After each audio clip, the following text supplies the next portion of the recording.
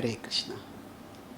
Today we'll discuss about the HIV scourge and spiritual insights on it. HIV and the AIDS that often results because of it is one of the biggest health hazards of our contemporary times. The sheer scale of the epidemic is horrendous, and despite enormous technological advances, the reliable and consistent treatment and cure for this terrible disease remains elusive, and we need to mobilize whatever resources we have for dealing with this. So today I will talk about how the spiritual wisdom, specifically the spiritual wisdom from the Bhagavad Gita and the broad Gita wisdom tradition, can offer insights in dealing with this terrible health menace. So firstly, I will talk from the perspective of the patient itself, then I'll talk from the perspective of the caregivers, and then I'll talk from the perspective of the larger society. One of the biggest problems when we get diseases, especially crippling or terminal diseases, is the emotional breakdown that happens. That the sense of brokenness, the sense of doom, the sense of futility can be so crippling that a person can succumb long before one needs to succumb. Many surveys have shown how the biological immunity also is related with the psychological determination. If a person loses to the will to live, then the body also gives up the fight to live. So now this emotional breakdown is almost inevitable when we have a materialistic conception of life. If people think that they are simply their physical selves and that these physical bodies are going to be destroyed by disease, which is mostly incurable, often terminal, then they have little reason to hope and to live. But if they can understand through the spiritual wisdom traditions, the Bhagavad Gita gives us a message that death is not the end, that we are spiritual beings, we are at our core indestructible souls, and the body is like a shell for us. So for those who are afflicted by disease, if they understand that they are spiritual beings, that they are at their core indestructible, that can give that knowledge, that realization, that insight, which can come from philosophical contemplation and devotional meditation. That insight can help them build a fortress within themselves by which they can fight against the negative forces of depression and dejection that would otherwise afflict them. So at the level of patience, spiritual wisdom can empower them to fight the good fight, recognizing that they are not their body. So what is being threatened is simply their physical shell, and they are at their core indestructible. So by understanding and realizing one's spiritual identity, one can get shelter even amidst great adversity, even it be a adversity like a disease that comes from HIV. So now, from the point of view of the caregivers, it is important to recognize that there is no that rather than focusing simply on the body of the patient alone, if there is a holistic care offered, if we understand that the person is not just the body, there is the body, the mind and the soul, then the caregivers, they of course need to do whatever is possible and whatever is essential at the level of the body to take care of the patient, but that alone is not enough. And quite often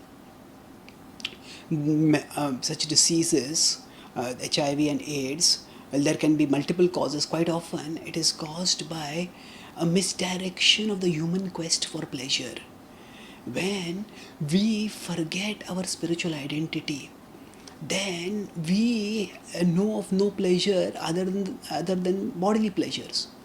And then the quest for pleasure often makes people reckless, and they court danger and disaster by indulging in behaviors which court diseases and the distresses and the devastation that comes thereof. So, by helping people to experience spiritual happiness through meditation, through prayer, through connection with God, the human longing for happiness can be redirected towards the spiritual realm. And in this way, the uh, the the at the basic level, the unregulated behavior that causes such problems can be checked. Now, the spiritualization of the human urge for happiness, which some people refer to as sublimation, that is known to be a great aid in treating various kinds of diseases and disorders. The Oxford the Oxford University Press has published a classic book called The Handbook of Religion and Health, and there it is said that on an average, believers live 11 years longer than non believers. And not only do they live longer, but they live better. They suffer, in youth, they suffer from less addictions, less self defeating behavioral patterns, bad habits, and even in old age, they have a greater sense of well being and life satisfaction. So the point is that if caregivers had in their arsenal a weapon that could substantially help patients, then they should not neglect it.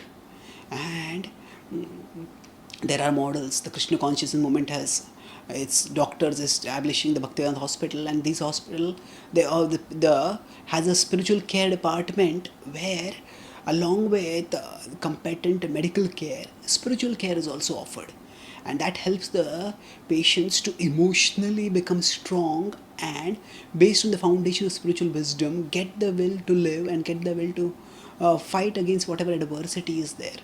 And not only that, it also helps them, if the disease is incurable, to face the end with dignity. Because when they understand that they are themselves indestructible, what is going to be destroyed is only their bodily shell, then they get a great sense of peace and relief, by which they can face the end without by recognizing that the end is not actually the end. Now, moving onwards, one unfortunate consequence can be stigmatization. That means if a culture recognizes that certain kinds of behavior are good, and it reproaches certain other kinds of behavior, then if a person gets a disease like AIDS because of HIV infection, then society can become value judgmental and condemn that person. But this sort of value judgmentality is a misunderstanding of the purpose of spiritual wisdom. The purpose is not our religious standards, our religious convictions, and ultimately God. God is not meant to become a bridge. God is not meant to become a wall that divides us. God is meant to become a bridge that connects and elevates us.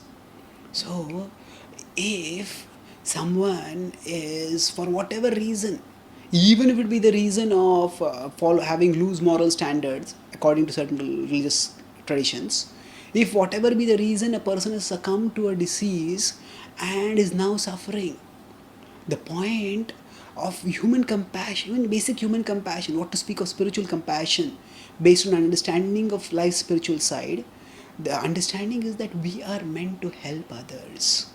We are meant to assist others. If someone is in need, someone is in grief, then we show our spirituality by offering relief to that person. We don't show our spirituality by passing judgment on that person. So, where there is within the broader culture sometimes this misunderstanding and stigmatization, then spiritual organizations can help in correcting that stigmatization by recognizing that, and by teaching, and not by recognizing and teaching this message of compassion, not of condemnation. Condemnation is a perversion of the purpose of spirituality. And oh, unfortunately, when people do not recognize the purpose of spirituality is to connect us with each other, to connect us with God, united with each other in our connection with God. When we forget that, then our religious practices and even God Himself unfortunately becomes a wall that divides instead of a bridge that connects and elevates. So, at a broader level, further, at one level, it is stigmatization. At another level, there is excessive glamorization of sexuality. The sexual side is a natural side of the human life. But when there is excessive glamorization and perpetual obsession with the sexual side, then that makes people misled. That creates cravings within people that are insatiable, and that make them very vulnerable to self-defeating behaviors. So we as a broader culture also need to take care that we don't uh, provoke people uh, provoke people, and we don't have unnecessary imagery in the culture that provokes people, because the point is that we as a society cannot have it both ways. Today, for example, with respect to food and obesity, we have fast foods and we have aggressive advertisement and glamorization of that fast food, and fast food often makes people fat fast. And on the other hand, on one side there is glamorization of fast food, and on the other side there is condemnation of obesity. A person who is obese is frowned upon, looked down upon, and it's almost as if obesity is considered to be like a moral deficiency. It's in today's, according to today's mutable senses, to mutable conceptions of morality. And because of this, for example, people get various kinds of psychological disorders where people say become so obsessed with their figures that they feel that if I become even a little fat, then I'll be unattractive, no one will look at me, no one will care for me. And there are psychological disorders that come up because of this also. So bulimia and other disorders result because of this. So the point is, we when we put pressure both ways, when people are subjected to pressure both ways, one way is that, oh, you should not be obese, you should not be obese, you should not be obese. And the second way is that there is such attractive food, such attractive food, such attractive food, and this food is so great, eat it. And people become tormented. In Google, there was an amazing experiment done that they in the cafeteria in their premises, they had chocolates and sweets, so which were initially kept in transparent containers. And when they kept in transparent containers, people would come to the shop and they might come to the cafeteria, whatever, for taking some snacks, but they would also take this sweets and they would eat it. And then they decided to change the containers from transparent to translucent. So when people could not see what was inside those containers, and they found in just 6 before and 6 weeks after this move was done from transparent to translucent, there was a phenomenal drop in the intake of those sweets. Why? What is the reason for this? The reason was, whenever there is temptation, then there is indulgence. But when there is not temptation, then the indulgence also becomes lesser.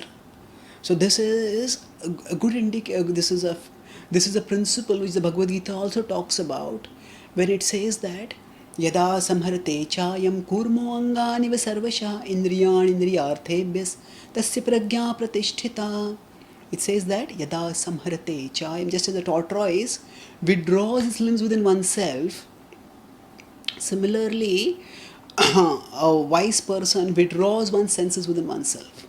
So what this experiment talks about is that if the senses are not exposed to the objects that attract the senses, if the eyes are not shown the sweets, then the persons are not, people are less attracted to going and eating the sweet. So similarly, we as a society need to become more culturally responsible, and spiritual organizations have a vital role to communicate their wisdom in a way so that our advertising, our culture in general becomes more ethically and socially responsible, and it doesn't unnecessarily and excessively glamorize imagery that triggers sexual desires and thereby triggers self-destructive behavior in people. So spirituality can in this way offer spiritual strength to the care receiver, spiritual strength to the caregiver, the removal of stigmatization for the broader community, and the countering of unnecessarily provocative depictions in the broader culture. And in this way, spirituality can offer uh, insights and practical steps for effectively dealing with the menace of HIV related disorders. Thank you. Hare Krishna.